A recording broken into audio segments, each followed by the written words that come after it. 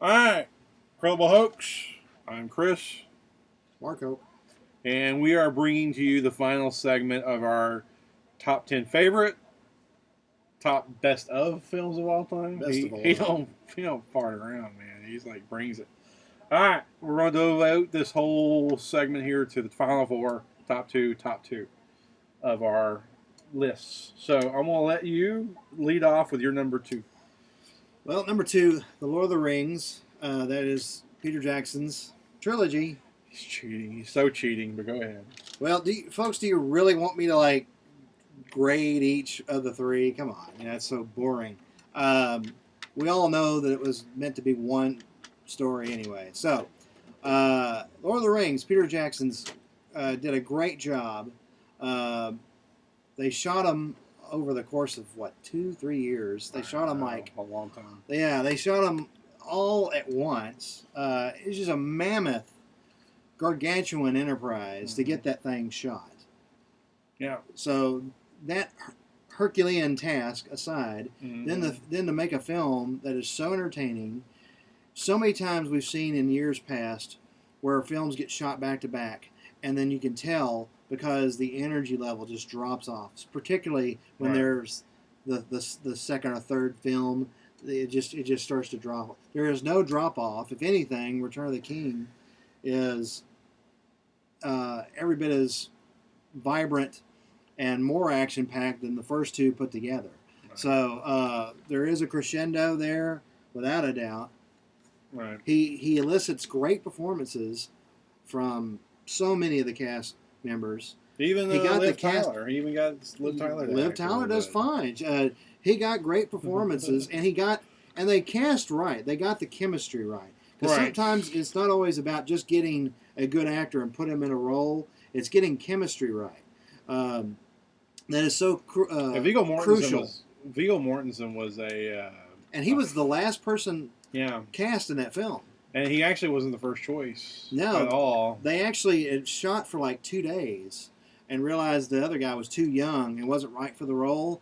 And they had to literally, get Viggo on the phone and he had 2 hours or whatever to decide, and on a plane he was for the next 2 years. Can you imagine? That's crazy. To have to decide in 2 hours if you wanted to be, in New Zealand for 2 years. But you had a good career before that, but it wasn't anything that he had since. Right, exactly. But not like this. Now he's a leading man now and everything else. I didn't mean to cut you off. Keep going. Well, I was just going to say, when you think about a film like Amadeus, and the two main stars were actors who were little known, but they cast the right people for those roles, and it ended up being a great film. Same thing here. That is so key to cast the right people sometimes, and not just necessarily have names. And because you might get someone who is a celebrity or someone who is an established actor, but maybe they're not quite right for the role. Mm-hmm. And sometimes just a little luck helps you as well. So the cast was certainly key to making this thing fly. I don't want to overstate that, but anyway, great direction. This was a labor of love. You can tell from top to bottom, the score, the special effects, the costume and art direction. These people, there's so many. If you go and buy the DVDs and watch the behind the scenes, it's I swear everybody, you had 2,000 people work on this movie, and every one of them were uber Tolkien fans. Right. And when are you going to see that again in Hollywood? I guess maybe The Hobbit. All right. But not the same result. But anyway, go ahead. Okay. I'm going to make this statement before I start. I guarantee you our number twos, my number two, your number two, elicits the most lukewarm reaction out of anything else on our list from each other. I think my number two, you're very lukewarm on. Okay. And vice versa. Lord of the Rings fan, you are a million times more of a fan than I am. When they came out, I watched them. I enjoyed them. I bought the special edition DVDs that had the extra hour of footage and all the stuff. So I liked them. Did I get what the big deal was and think they were this great revolutionary filmmaking? On a special effects level, I did. But beyond that, no, I didn't. I didn't think that they were that great. And to be honest, I still don't think they're that great. But I will say this: in terms of special effects, they're landmark. The CGI was invented for movies like Lord of the Rings. It's not made to make car chases cooler. I mean, look at the Road Warrior. Practical effects is the best way to make car chases happen. Right. But CGI was used the proper way. You couldn't have the trolls, the big, huge, 30-foot trolls or whatever they have in Lord of the Rings without CGI. And that's why you have CGI to create these worlds you couldn't create without them. Gollum and those type of things. So on that level, it's landmark, and I applaud it. Downside is somewhat drawn out a lot on some of the plot lines. They get a little tedious to me. The whole taking the ring to the Mountain Doom and throwing the fire, that gets kind of really tedious. Also, the weight of it all, the whole seriousness, kind of like, okay, I get it already. Yeah, this is like a heavy burden. And The Hobbit, it does it too. It's almost like there's a little too much self-importance by the characters and even the direction of the film. It's like they put so much dramatic weight on everything. It just burdens the whole film, and it's just sort of a little bit tiring to me. That's the negative side. Do I like them? Yeah. Do I put them in the top, 200 movies? Probably 200, not 100. But that's a weird thing about our number twos. We're so lukewarm on each other's. Yeah. Very weird. That the number 2 spot would be the one we'd be like, that's the one I'm everything, even The Matrix, I'm like, that's a good movie.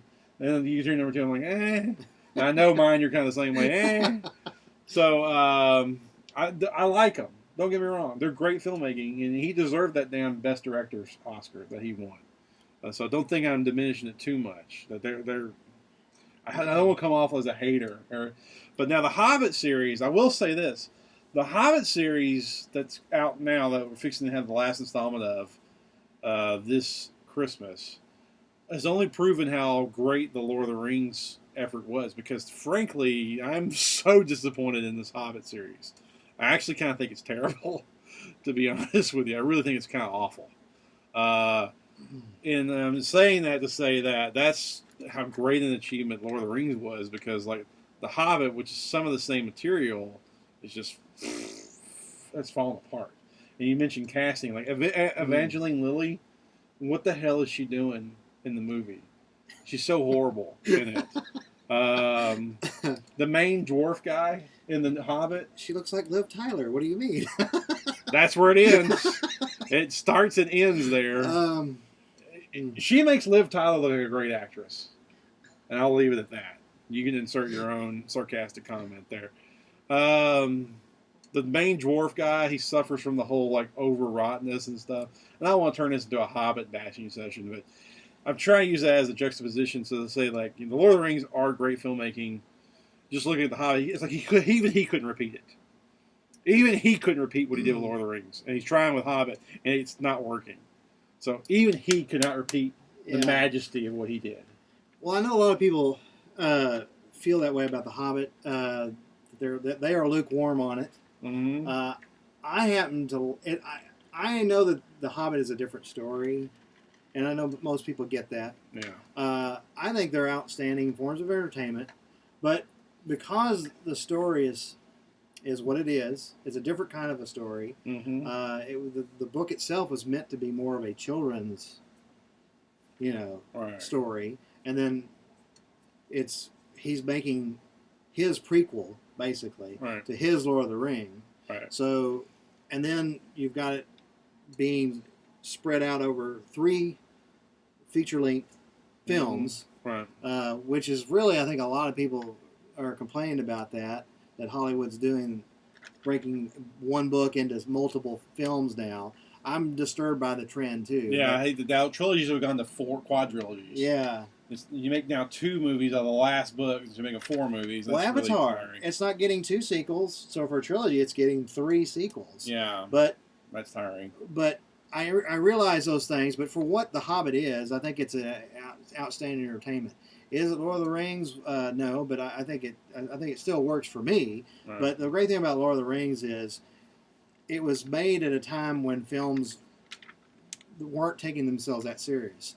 You know, these big budget and the CGI and all that. Yeah. Just 2 years before the Fellowship of the Ring came out was a film like The Mummy, which was more kind of you know, had action but had the comedy. Was just kind of a fast break kind of a story, you know, and it was fun. It was just a fun kind of movie. But then Lord of the Rings comes along. It's giving you the action. It's giving you these great effects and set pieces.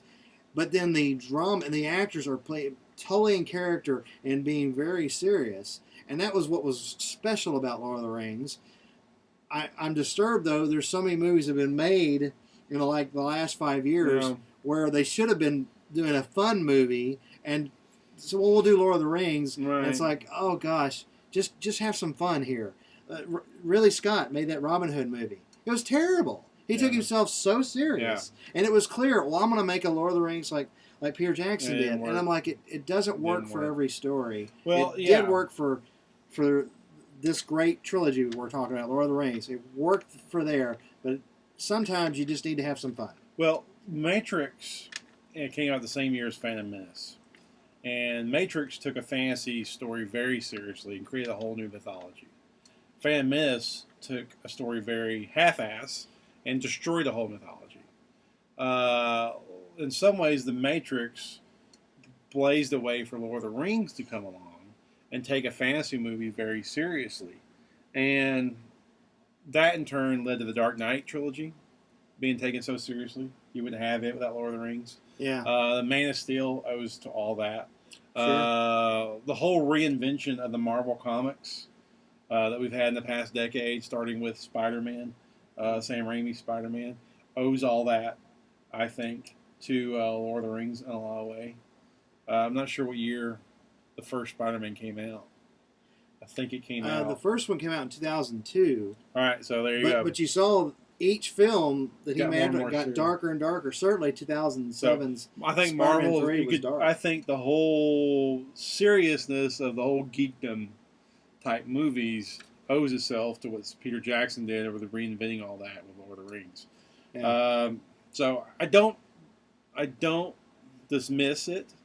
It's not a top film for me. Even in fact, none of those are top films for me. I don't like fantasy movies per se, which should not be shocking based on my top 10. Star Wars is the only exception. Star Wars, for some reason, is the only exception. We'll get more to that later.